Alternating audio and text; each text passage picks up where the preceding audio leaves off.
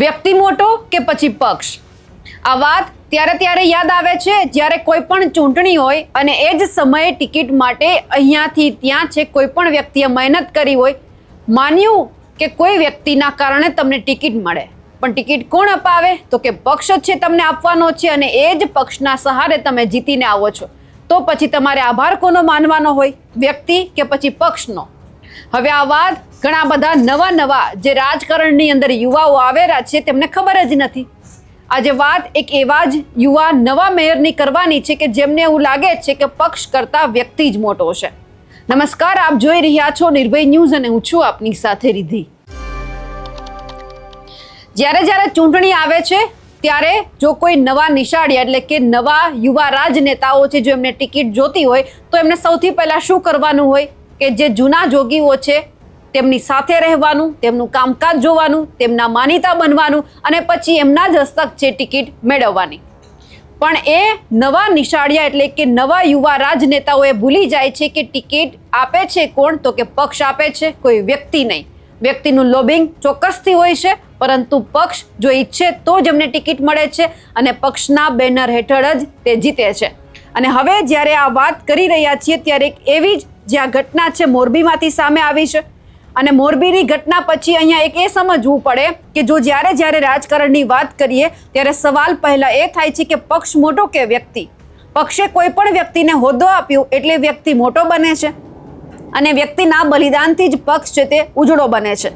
પણ આ બલિદાન ત્યાં સુધી જ જ્યાં સુધી વ્યક્તિ પક્ષ માટે સારું કામ કરતો હોય. જો પક્ષને એવું લાગે કે હવે વ્યક્તિ પક્ષથી મોટો બની રહ્યો છે એટલે એમને પાડવાનો પ્રયત્ન અંદરોઅંદરના નેતાઓ છે તે શરૂ કરી દે.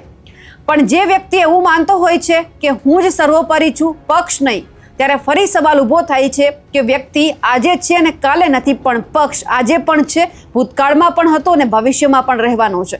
એટલે એક સામાન્ય વ્યક્તિ રાજનેતા ત્યારે જ બને જ્યારે એમને કોઈ પક્ષમાં સ્થાન મળે. આ બધી વાત હાલમાં એક નેતાને સારી રીતે ખબર પડી ગઈ છે કે વ્યક્તિ નહીં પણ પક્ષ મોટો હોવો જોઈએ. કારણ કે જે પક્ષે આપણી કાબિલિયત જોઈને આપણને ટિકિટ આપી હોય એમના જ ગુણગાન ગાવાના હોય. ભલે ટિકિટ કોઈના પણ હસ્તક કેમ ના આવી હોય, વ્યક્તિએ ટિકિટ માંગી અને પક્ષે ન આપી તો તમે ક્યારેય ન જીતી શકો અને ક્યારેય તમને પદ પણ ન મળે. હા, અપક્ષ અલગ વાત છે. મોરબીના પહેલા અને સૌથી યુવા મેયરને પદ મળ્યું, માન મળ્યું, મોભો પણ મળ્યો, પણ પક્ષને ભૂલી ગયા અને ગુણગાન શરૂ કરી દીધા પોતાના જ સમાજના અગ્રણી હેમરાજ પાડલિયાના. પહેલા ચર્ચા એ હતી કે મોરબીના મેયર કાં તો કાંતિ અમૃતિયાના સંગઠનના બનશે કાં તો મોહન કુંડારિયાના, પણ આવું કંઈ ન થયું. અને મેયર ઉત્તમ સુરાણી છે એ બનતાની સાથે જ કહી દીધું, હું તો હેમરાજ પાડલિયાના કારણે મેયર બન્યો છું, એમણે જ મને ટિકિટ અપાવી, એમના જ કારણે મને હોદ્દો મળ્યો. હું મારા સમાજના યુવાનો માટે કામ કરીશ, જે કામ સમાજના બાકી રહી ગયા છે એ બધા પૂરા કરીશ.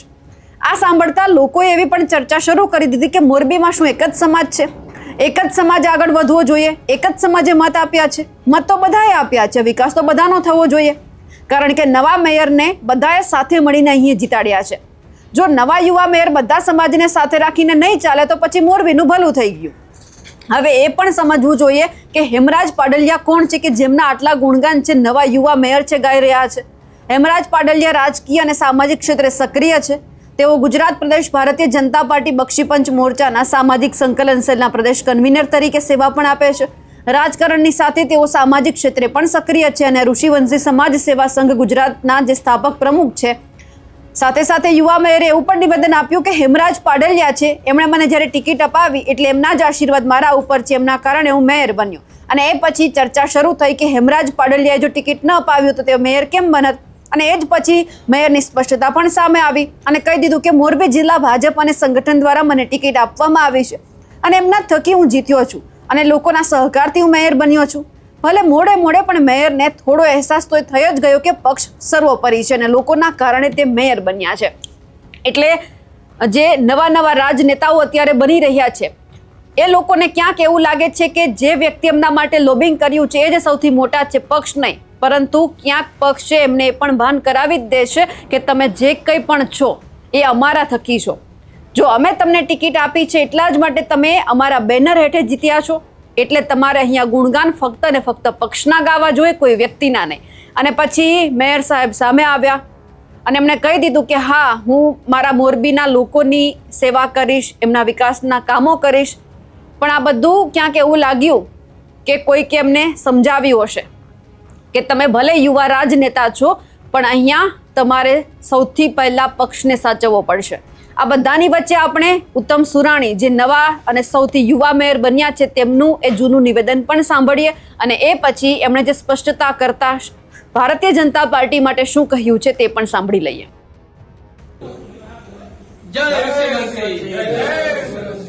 હું ઉત્તમ મહેશભાઈ સુરાણી મોરબીના ઋષિવંશી સમાજના કાર્યકર્તા છું. ગુજરાતના ઋષિવંશી સમાજ સેવા સંઘના સ્થાપક શ્રી હેમરાજભાઈ રામજીભાઈ પટેલનો ખૂબ ખૂબ આભાર. અત્યારે અમે મોરબીના ભારતીય જનતા પાર્ટીની ટિકિટ મળી જીતા અને યુવા મેયર તરીકે માત્ર ને માત્ર હેમરાજભાઈ રામજીભાઈ પટેલિયા થકી જ અમને ટિકિટ મળી છે. અમને થકી જ અમે જીતા છીએ અને યુવા મેયર તરીકે તેમના થકી જ અમને યુવા મેયર તરીકે અમને મળ્યું છે. તેમનો અમે ખૂબ ખૂબ આભાર માનીએ છીએ. મારા અદાશ્રી સુરાણી સાહેબ અને હેમરાજભાઈના જે સેવાના કાર્યો છે એ અમે આગળ વધારીશું અને એનું જે સંકલ્પ છે કે આપણા સમાજના તારલાઓ આગળ આવે એનું હું પૂરું સમાજને અર્પણ કરીશ અને હું ઋષિવંશી સમાજના યુવાનોને નમ્ર વિનંતી કરું.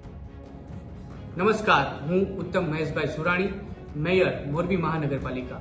ગઈકાલે મેં વિડીયોમાં એવું કીધું હતું કે હેમરાજ પાડલિયા અમારા સમાજના દેવી ઉપાસક છે, આસ્થાના રૂપમાં આવું જણાવ્યું હતું. બાકી હું ભારતીય જનતા પાર્ટીનો સામાન્ય કાર્યકર્તા છું. મોરબી જિલ્લા અને ભારતીય જનતા પાર્ટી સંગઠન થકી મને ટિકિટ મળી હતી.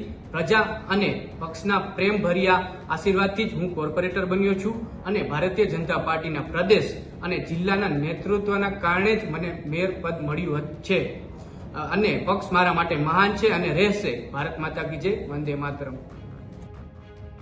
યુવા મેયરને રહીને ભાન તો થઈ ગયું કે ભારતીય જનતા પાર્ટીના કારણે તે અત્યારે ઉજળા છે ને મેયર બન્યા છે. ભલે ગમે એમણે લોબિંગ કર્યું હોય એમના જ કારણે તેઓ અત્યારે આ જગ્યા ઉપર ઊભા છે.